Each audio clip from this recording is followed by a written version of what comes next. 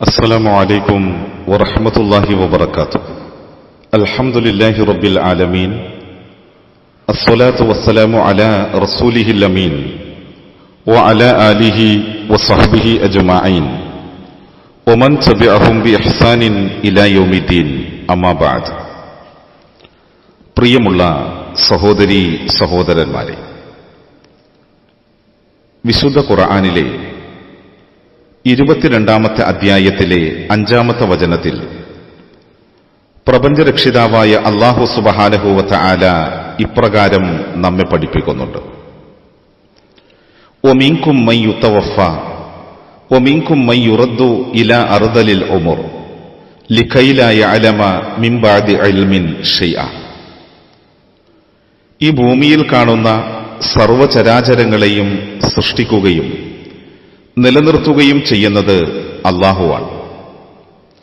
ആ അല്ലാഹുവിന്റെ വിധി നിർണയം അനുസരിച്ചുകൊണ്ട് തന്നെ ഒരു നാൾ നമ്മൾക്ക് ഈ ദുനിയാവിൽ നിന്ന് മടങ്ങിപ്പോകേണ്ടി വരികയും ചെയ്യും.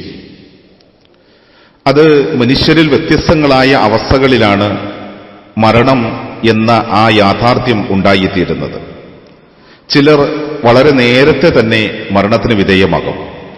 ജീവിതത്തിന്റെ മനോഹരമായ ഘട്ടങ്ങളിൽ സ്വപ്നങ്ങളും പ്രതീക്ഷകളും ഒക്കെയായി സഞ്ചരിച്ചുകൊണ്ടിരിക്കുമ്പോൾ പെട്ടെന്ന് കൂടെ നിൽക്കുന്നവർക്ക് പോലും താങ്ങാൻ കഴിയാത്ത വലിയ ദുരന്തമായി അവരുടെ മരണം മാറും. മറ്റു ചിലരാകട്ടെ അയാൾക്ക് ശക്തിയും കഴിവും അറിവുമെല്ലാം കൈവന്നതിന് ശേഷം അതൊന്നും അറിയാതായിത്തീരുന്ന വിധം ഏറ്റവും അവശമായ ദൗർബല്യങ്ങൾ ഏറെയുള്ള പ്രായാധിക്യം വരേക്ക് അവന്റെ ആയുസ് നീട്ടപ്പെടുകയും ചെയ്യും. മനുഷ്യന്റെ ജീവിത അവസ്ഥകൾ ഈ നിലയിലാണ് എന്ന് അല്ലാഹു സുബ്ഹാനഹു വ തആല ഈ വചനത്തിലൂടെ നമ്മെ ഉണർത്തുകയാണ്.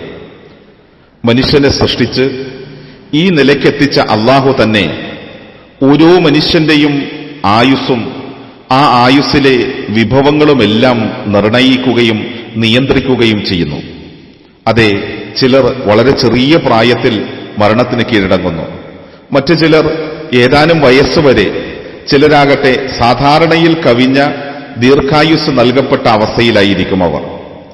അപ്പോ അങ്ങനെ വരുന്ന സന്ദർഭത്തിൽ മുമ്പ് അവർക്കുണ്ടായിരുന്ന അറിവും തന്റേടവുമൊക്കെ കാലക്രമത്തിൽ നഷ്ടപ്പെടുകയും അവരുടെ ഗ്രഹണേന്ദ്രിയങ്ങൾ ക്ഷയിച്ച് ശിശുക്കൾ കണക്കെ ആയിത്തീരുകയും ചെയ്യും. നമ്മൾക്കറിയാം, ഒരാൾ ദൃഢഗാത്രനും ആരോഗ്യവാനുമായതുകൊണ്ടോ അല്ലെങ്കിൽ ദീർഘകാലം ജീവിക്കുമെന്നോ, അങ്ങനെ നമ്മൾക്ക് ആരോഗ്യവും ശക്തിയുമെല്ലാം കൈവന്നതുകൊണ്ട് കുറേയധികം നാളുകൾ ഈ ഭൂമിയിൽ ബാക്കിയാകുമെന്നോ നമ്മൾക്കൊരാൾക്കും വിധിക്കുക സാധ്യമല്ല. അല്ലെങ്കിൽ അവശനായോ അല്ലെങ്കിൽ ആരോഗ്യം കുറഞ്ഞവനായോ ജീവിതത്തിൽ നിലനിൽക്കുന്നത് കൊണ്ട് നേരത്തെ നമ്മൾക്ക് മരണം വരുമെന്ന് നമ്മൾക്ക് അങ്ങനെയുള്ള ഒരാളെക്കുറിച്ചും നിശ്ചയിക്കാനും ഉറപ്പിക്കാനും സാധിക്കുകയുമില്ല.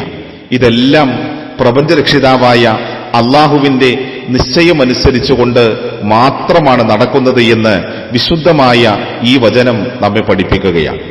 പരിശുദ്ധ ഖുർആനിലെ 30-ാമത്തെ അധ്യായത്തിലെ 54-ാമത്തെ വചനത്തിൽ അല്ലാഹു ഇപ്രകാരം സൂചിപ്പിക്കുന്നുണ്ട്: അല്ലാഹുല്ലദീ ഖലഖകും മിൻ ളഅഫിൻ ثم جعل من بعد ضعف قوة ثم جعل من بعد قوة ضعفا وشيبا يخلق ما يشاء وهو العليم القدير. നിങ്ങളെ ഏറ്റവും ബലഹീനമായ നിസ്സാരമായ ഒരവസ്ഥയിൽ നിന്ന് സൃഷ്ടിച്ചുണ്ടാക്കിയവനാണ് പ്രപഞ്ചരക്ഷിതാവായ ആ പടച്ച തമ്പുരാൻ അല്ലാഹു. പിന്നെ ബലഹീനതയ്ക്ക് ശേഷം നമ്മൾക്കവന് അല്ലാഹു സുബ്ഹാനഹു വ തആല ശക്തിയും കഴിവുമൊക്കെ ഉണ്ടാക്കി തന്നു. പിന്നെ ആ ശക്തി കുറെ നാൾ നിലനിന്നു കഴിഞ്ഞാലോ പിന്നീട് വീണ്ടും ബലഹീനതയും ദൗർബല്യവുമെല്ലാം നമ്മളെ തേടി എത്തുകയാണ്. അതുപോലെ തന്നെ നമ്മളുടെ ശരീരത്തിന്റെ മനോഹരമായ അസ്ഥികൾക്ക് ബലക്ഷയം സംഭവിക്കാൻ തുടങ്ങുന്നു. അതുപോലെ തന്നെ ശരീരത്തിന്റെ രോമകൂപങ്ങൾ നരയാൽ മിന്നിത്തിളങ്ങാൻ തുടങ്ങുന്നു. അങ്ങനെ മനസ്സെത്തുന്നിടത്ത് ശരീരമെത്താത്ത അവസ്ഥ ഉണ്ടായിത്തീരുന്നു. ഇതെല്ലാം അല്ലാഹു ഉദ്ദേശിക്കുന്നതനുസരിച്ച് മാത്രം സംഭവിക്കുന്നതാണ്. കാരണം അല്ലാഹു എല്ലാം അറിയുന്നവനും അതുപോലെ തന്നെ എല്ലാത്തിനും കഴിവുള്ളവനുമാണ് എന്ന് പരിശുദ്ധമായ ഖുർആനിലൂടെ അല്ലാഹു തആല നമ്മളെ പഠിപ്പിക്കുകയാണ്. ഒരാള് ദീർഘകാലം ജീവിക്കുന്നതോടെ നമ്മൾക്കറിയുമല്ലോ, നമ്മളുടെ ശരീരത്തിന്റെ മുമ്പുള്ളതായ ആകൃതിയിലും പ്രകൃതിയിലുമെല്ലാം മാറ്റങ്ങൾ സംഭവിക്കും. ആ സ്ഥിതിഗതികളെല്ലാം എല്ലാ അർത്ഥത്തിലും മാറി മറിയുന്നത് നമ്മൾ കാണും. ശരീരവും മനസ്സും വിചാരവും വികാരവും അറിവും സാമർഥ്യവും എല്ലാം ദുർബലമായി തീരും. എഴുന്നേൽക്കാനും നടക്കാനും വയ്യാതെ കാഴ്ചയും കേൾവിയും ക്ഷയിച്ച് കേവലം ശിശു സമാനമായി തീരുന്ന അവസ്ഥ മനുഷ്യജീവിതത്തിൽ ഉണ്ടായിത്തീരുകയാണ്. പരിശുദ്ധ ഖുർആനിലെ 36-ാമത്തെ അധ്യായം സൂറത്തു യാസീൻ എന്ന അധ്യായത്തിൽ അള്ളാഹു പറയുന്ന ഒരു വചനമുണ്ട്. വമൻ നുഅമ്മിറുഹു നുനക്കിസുഹു ഫിൽ ഖൽഖി അഫലാ യഅഖിലൂൻ. വല്ലവനും നാം ദീർഘായുസ് നൽകുന്നുവെങ്കിൽ അവന്റെ പ്രകൃതി നാം തലതിരിച്ചു കൊണ്ടുവരും. എന്നിരിക്കെ അവൻ ചിന്തിക്കുന്നില്ലേ എന്ന് അല്ലാഹു തആല നമ്മളോട് ചോദിക്കുകയാണ്. അഥവാ ആദ്യത്തെ അവസ്ഥയിലേക്ക്, ദുർബലനായ ആ ഒരു അവസ്ഥയിലേക്ക്, ശരീരവും മനസ്സും ദുർബലമായ ആ അവസ്ഥയിലേക്ക് ദീർഘായുസ് നൽകപ്പെടുന്ന ആളുകൾ മടങ്ങി വരികയാണ്. ശിശുക്കളെപ്പോലെ അവർ സ്വന്തം വസ്ത്രത്തിലും ശയ്യയിലുമൊക്കെ മലമൂത്ര വിസർജനം ചെയ്യുന്നു. കേൾവിക്കാർക്കും കാഴ്ചക്കാർക്കും ചിരിവരും വിധം അർത്ഥശൂന്യമായി സംസാരിക്കുകയും പ്രവർത്തിക്കുകയും ചെയ്യുന്നു. ചുരുക്കത്തിൽ എന്തുമാത്രം ദുർബലാവസ്ഥയിലാണോ അവൻ ജീവിതം ആരംഭിച്ചത്, അതേ അവസ്ഥയിലേക്ക് തന്നെ മനുഷ്യൻ മടങ്ങിയെത്തുകയാണ്. നാം ഇവിടെ തിരിച്ചറിയേണ്ടുന്നത്, ഇന്ന് നമ്മൾക്കുള്ള ഈ ആരോഗ്യവും ഈ അനുഗ്രഹവുമെല്ലാം മാറിപ്പോകും, എന്നുമെന്നും നിലനിൽക്കുമെന്ന് നമ്മൾ ആരും ധരിക്കേണ്ടതില്ല. അതിന്റെ പേരിൽ അഹങ്കാരിക്കാനും അതുപോലെ തന്നെ തിണ്ണമിടുക്ക് കാണിക്കാനും ഒന്നും നിൽക്കേണ്ടതില്ല. ഇതെല്ലാം പ്രപഞ്ചരക്ഷിതാവിന്റെ ദാനം മാത്രം.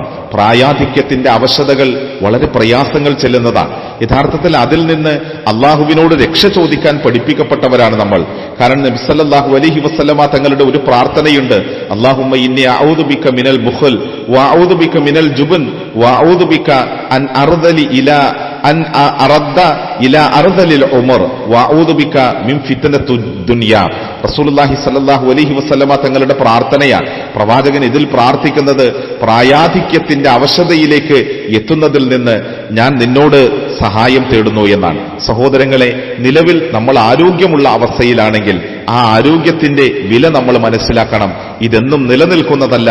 അത് നിലനിൽക്കുന്ന സമയത്ത് റബ്ബിന് വഴിപ്പെടാനും അള്ളാഹുവിന്റെ നിയമങ്ങൾ ഉൾക്കൊണ്ട് മുന്നോട്ടു പോകാനും നാം ശീലിക്കുക. അള്ളാഹു അനുഗ്രഹിക്കട്ടെ.